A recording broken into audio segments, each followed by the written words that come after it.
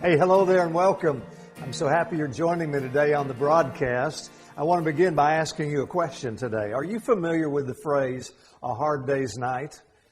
If you're my age, you probably are, knowing that it was the title of a famous song by the Beatles on their Sgt. Pepper's album. And let me tell you how that title came to be. I thought it was very interesting. Supposedly the Beatles had a very stressful recording session that was supposed to last most of the day, but instead it went all day long and even well into the night. So upon finishing, Ringo kind of stressed and said, wow, that was a hard day, and looked outside and said, whoa, that was a hard night, a hard day's night.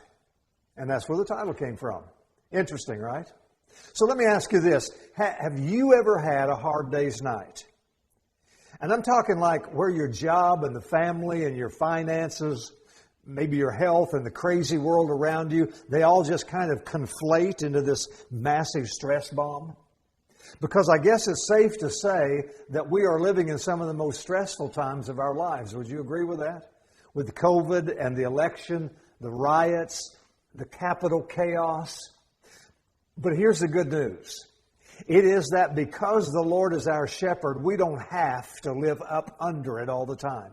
We don't have to be consumed by stress or any other negative or harmful emotion for that matter, even when the negative is all that we hear.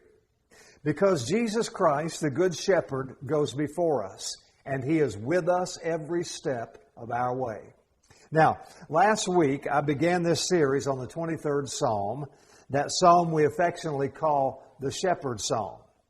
As you know, it was written by King David, the king of Israel, as he reflected back on his growing up years as a shepherd. Those years where God poured Himself into David, teaching David about His love and compassionate care for every one of His sheep.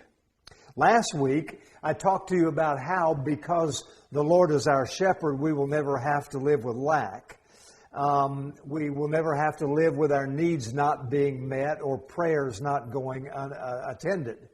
So today, let's see how God, our shepherd, helps us with this stress thing. I want you to listen to these verses.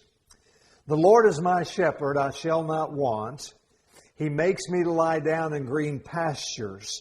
He leads me beside still and quiet waters, and He restores my soul. Let me give you a little test. I bet you know the answers to these, but let me give them to you anyway. You fill in the blank. I'm ready to throw in the towel. I'm just a bundle of nerves. I'm at the end of my rope. My life is just falling apart. I'm at my wits' end.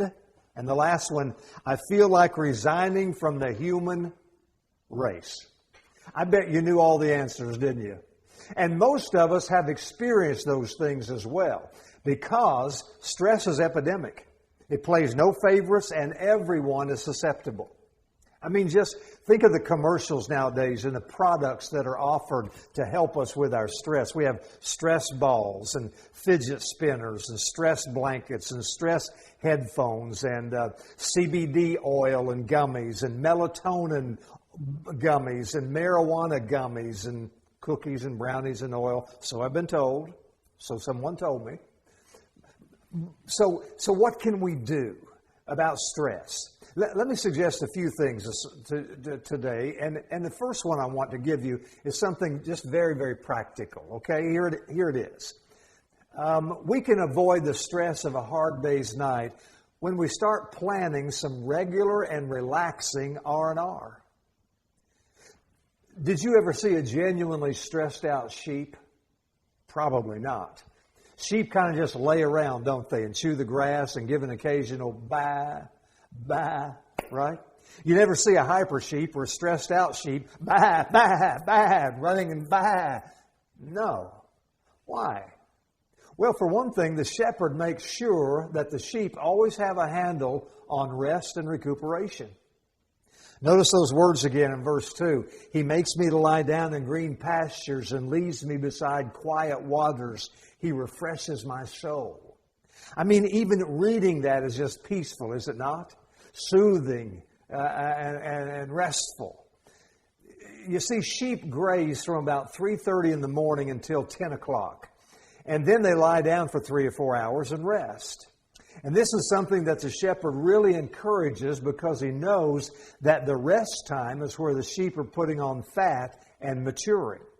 He knows, now watch this, he knows that his sheep need rest and downtime to be lastingly healthy.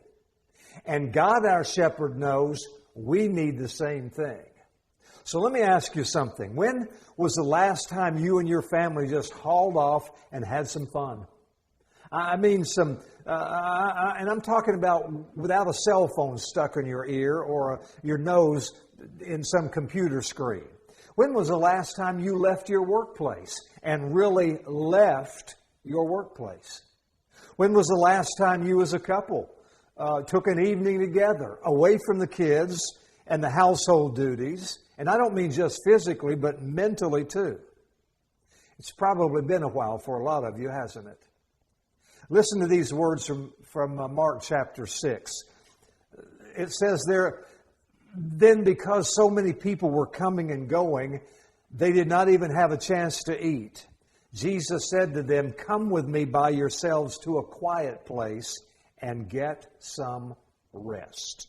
If you have a Bible open today, you find that verse and circle those last 3 words, get some rest. Jesus looked at these guys and said, hey, take a break, chill. You're burned out. You're all stressed up and no place to go.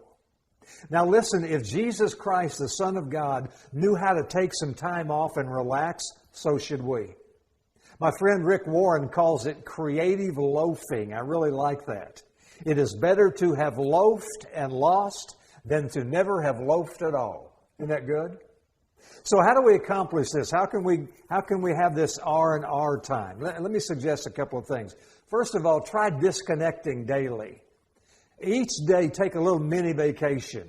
I mean, every single day, take a few minutes, maybe 10 minutes or so, to just stop and do nothing. Maybe lay down, stretch out, do some exercises, breathe deeply. Don't answer your phone for those 10 minutes or so. Just click the do not disturb switch in your mind, if you will, and just shut it off for a few minutes. Well, my wife says my switch is always off. Well, there you go. So this will be obviously much easier for some of you than others. So disconnect daily. Number 2, withdraw weekly. In other words, every week take at least 1 or 2 days off. Whoa, wait, Pastor, I'm way too busy to be able to do that. Oh, really? Could I just say, if you can't find time each week to take off for rest and relaxation and to have some fun, I agree with you, you are way too busy. And the sad thing for many is that when their body or their mind breaks down at some point because of all that stress, they will be forced to shut down for a bit then, and you don't want that, I promise. A third thing is this: abandon annually. In other words, go for it. Take that vacation, or in these times we're living now, that staycation. Do it this year. Put it on your calendar for 2021. You'll be glad you did. Your loved ones will be glad you did, and I promise you, God will be glad you did too. And when you do get away, again, don't work. Have some fun. In fact, that's what Jesus did. That's how He lived. Listen to this in Matthew chapter 11. It says, Jesus came eating and drinking, and the people said, here's a glutton and a drunkard, a friend of tax collectors and sinners. Now, the literal rendering of this verse goes like this: Jesus came enjoying life. So much so that the religious people said, he's acting like some heathen. Listen, it didn't bother Jesus that people said that about Him. He didn't pay mind to those who would speak badly of Him. He just went along enjoying life with any and everyone who would come His way. So let's take a page from Jesus' playbook and, when possible, shut down. Relax for a bit. Even get away and have some fun with those you love. Okay, number 1, plan some regular and relaxing R&R. The second thing about getting rid of stress, let God's peace replace your pressure. Our verses this morning say, He makes me lie down in green pastures and leads me beside quiet waters, restoring my soul. Now, when it says He makes me lie down in green pastures, it's not that the shepherd forces the sheep to lie down or to drink. What that means is that the shepherd makes the conditions and the surroundings just perfect for the sheep. Because remember, sheep are skittish and they spook easily. So in those mountainous conditions in Jesus' day, if they didn't have an environment of calm and peace, they would not eat and they would not drink. I mentioned earlier, sheep begin grazing around 3:30 in the morning. That means that the shepherds lead them while it's still dark, while there's dew on the grass and the atmosphere is serene. Then about 10 or 11, when the sun becomes hot, the shepherd finds a secluded place somewhere out of the sun to allow his sheep to lay down. Now, why is that? It is because the sheep need a little CTC time, chewing the cud time. You know about that, right? Where sheep will eat grass like cows. They'll eat grass and then they swallow it and then put it in their second stomach where they can burp it back up and chew it again. It's called chewing the cud. And again, this is just a time where the sheep is growing, getting fat and maturing, where the sheep is putting on wool. It literally is the sheep's quiet time. But only part of their quiet time, because the shepherd also leads the sheep to drink from the still waters. And that's significant because sheep refuse to drink from rushing or moving or gurgling streams of water. They just won't do it. You see, the streams that were prevalent in Jesus' day came out of the mountainside and rushed and sometimes roared down the ravines. This was frightening. It was very fearful for the skittish sheep.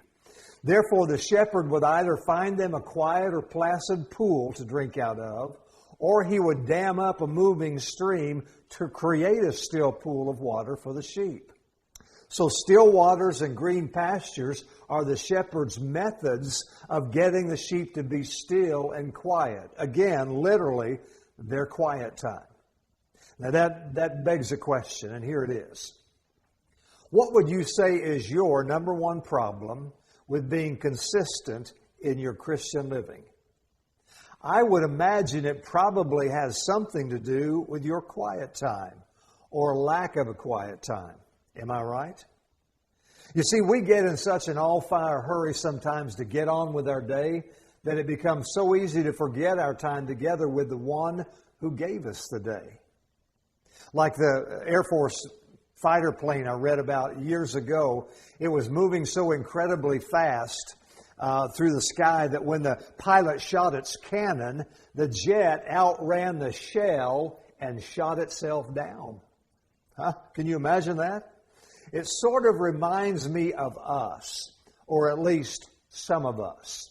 Well-intentioned, well-meaning, but because we're not taking time to be still and get with God regularly and consistently, because there's no peace and serenity and tranquility, we are self-destructing. We are shooting our own selves down, if that makes sense. We're like the lady that had 2 cats, and one day her husband was walking a friend through their house, and the friend noticed 2 flaps in the doors with holes behind them, and he assumed it was for a pet of some sort. So he asked his buddy that lived there, he said, "What are these holes with flaps?" And the husband responded, "Well, my wife has 2 cats, and they go in and out through those 2 holes." Well, the friend replied, "I don't understand. Wouldn't one hole be enough?" "Oh, no," the husband responded, "because around our house, when my wife says scat, she means scat." It's good, isn't it? Does that sort of sound like the way you begin your day? Like the universe, you wake up and the universe says, "Go!" and you just take off. If so, you're probably not in a very good place. 2 friends were talking, and one said he'd been having a difficult time getting to sleep. But the night before, he finally slept really well. So his friend asked, "Well, how did you get to sleep? Did you count sheep?" "No," he responded, "I talked with the shepherd." Now listen, that's it, really. Spending time each day with the one who gave you the day. So plan some regular and relaxing R&R. Number 2, let God's peace replace your pressure. And the last thing, practice living one day at a time. Now, I talked about this 2 weeks ago, so I just want to touch on it here. Notice what Jesus says in Matthew chapter 6. He said, "Therefore do not worry about tomorrow, for tomorrow will worry about itself. Each day has enough trouble of its own." Jesus is telling us to live one day at a time. Don't open your umbrella until it starts raining. Don't waste today because you're worrying about tomorrow. These past days, a couple of weeks really, I've been bombarded with all the what ifs. Well, especially this past week, the what ifs. Pastor, that happens, so what if this happens now? And what if, and the sky is falling, and the sky is falling. That kind of thing going on. And I'm not making light of our present circumstances as a nation or as individuals. But I want to say that playing the what if game does really nothing but lead to more anxiety and worry and fear and a dangerous buildup of stress. Like, let me share a PM I got on social media from a friend out in the Midwest. And by the way, I told him I was going to use this today, so I know he's watching. And this is what he said. He said, "Well, Twitter banned the president and some others, so that made me mad. And I deleted my account and I signed up for Parler. And now they shut down Parler.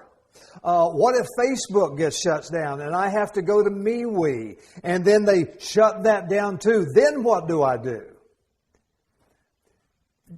Do you remember what I said last week about this kind of thinking, this mindset?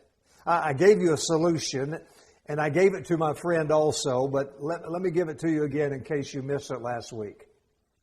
When your brain starts to get attached to something that you have no certainty or control over, I suggested last week that we just say this to ourselves. You know what? Worrying and stressing over this is like throwing away my life. And I don't want to throw away my life.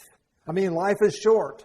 So why should I waste so much of it worrying about something over which I have absolutely no control?